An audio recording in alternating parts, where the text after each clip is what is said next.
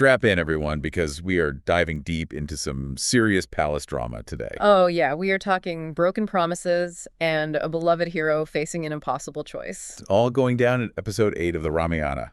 Definitely one of the most pivotal episodes of the entire epic, I would say. So to quickly set the stage, we've got King Dasharatha. He's got this plan, right? He's going to make his eldest son, Rama, the heir to the throne.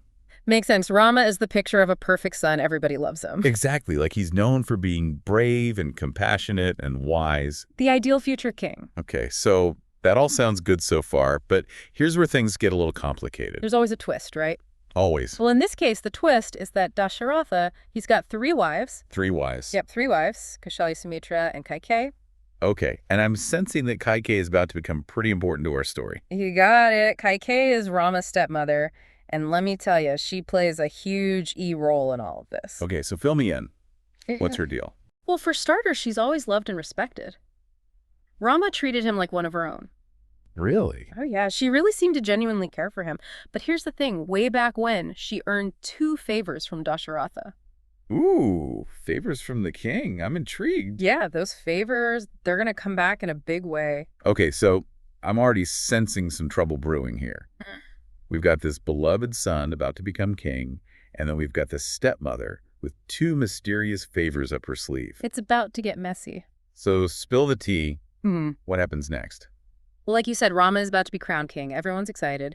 But Kaikeyi, she starts to have some second thoughts. Second thoughts. Why? I thought she loved Rama. She did. But she also has a son of her own, Bharata. And, you know, a mother's going to look out for her own child. That's fair. And that's where Manthara comes in. Manthara. Who's that? She's Kaikeyi's maidservant. And let's just say she's not exactly Rama's biggest fan. Oh, boy. I'm getting bad vibes. Yeah, she starts whispering all these doubts and fears into Kaikeyi's ear. She's basically like, hey, if Rama becomes king, what's going to happen to your son, Bharata? He'll be powerless, maybe even in danger. So she's planting seeds of doubt, playing on Kaikeyi's fears for her own son. Exactly. And whether she genuinely believes this or is just trying to manipulate Kaikeyi is up for debate. Classic palace intrigue. Totally. So how does Kaikeyi react to all of this? Unfortunately, she lets those fears get the better of her, and those 2 favors Dasharatha promised her. Well, she decides it's time to cash them in. This can't be good. What does she demand? She drops a bombshell on Dasharatha, 2 demands that completely shake things up. Hit me with it. First, she demands that Rama be exiled to the forest. Exiled and banished. Yep, sent away from the kingdom. Not for a short time either. We're talking 14 years. 14 years. That's like a lifetime back then. It's a huge deal. And her second demand, well, that just twists the knife even further. What else could she possibly ask for? She demands that her son Bharata be crowned king immediately. Whoa, talk about adding insult to injury. So she's not just getting Ram out of the picture, she's putting her own son right on the throne. She's playing for keeps. Okay, so poor Dasharatha. I mean, what can he even do?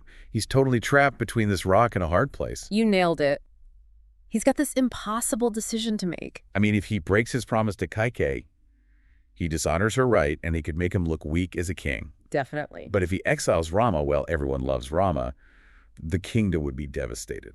Not to mention how Dasharatha feels about Rama. He clearly loves him deeply. This is like a true Shakespearean dilemma. It really highlights all these themes about duty and love and what it means to be a good king. Exactly. The Ramayana is full of those kinds of moral complexities. Okay, so what happens next? How does Rama take all of this? This is where Rama's character really shines through.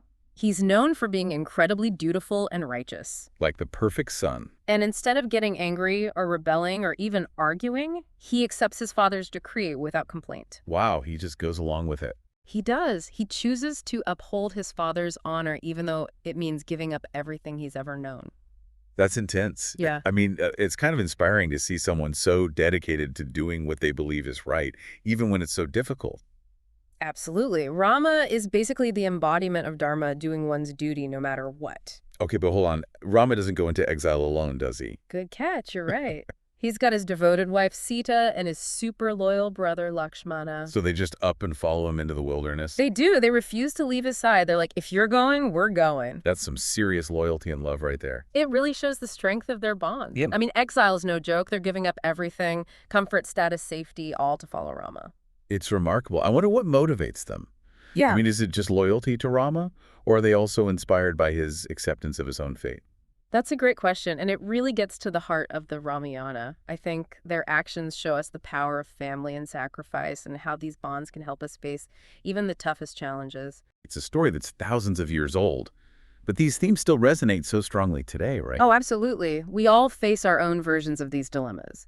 Duty versus desire, personal happiness versus the needs of others. And the Ramayana, it gives us this framework for thinking through these complicated issues. Exactly. It doesn't give us easy answers, but it does give us a powerful example of how to approach these challenges with grace and courage. It's a lot to think about. Mm. So what resonates with you most about this episode? What stands out to you? For me, I think it's the way Rama handles himself in the face of such injustice. He could have fought back, he could have raged against his fate, but instead, he chooses acceptance and duty. It's a powerful lesson in finding strength and dignity even when life throws you a curveball. That's a powerful takeaway for sure. What about you? What are your thoughts? I think what strikes me is the way this one episode sets off this whole chain of events. It's like a domino effect that sends ripples throughout the entire epic. And it all comes down to these choices, that these characters make choices driven by love, duty, ambition, and fear. It's a reminder that even small actions can have massive, unforeseen consequences. Definitely. And it makes you wonder what might have happened if just one thing had been different, if Kaikeyi hadn't listened to Manthara, or if Dasharatha had found another way to resolve this dilemma. It's those what-ifs that keep us coming back to these stories, don't they? They really do. The Ramayana is full of those moments that make you question and reflect and think about the choices we make and the paths we choose. Exactly, and that's the beauty of it. It's not just an epic adventure story. It's a mirror that reflects our own struggles and challenges and helps us navigate the complexities of being human. It's a story that continues to resonate across cultures and generations. And it's definitely one that leaves you with a lot to think about long after you've finished reading it. That's for sure. Well, folks, that's our deep dive into episode 8 of the Ramayana.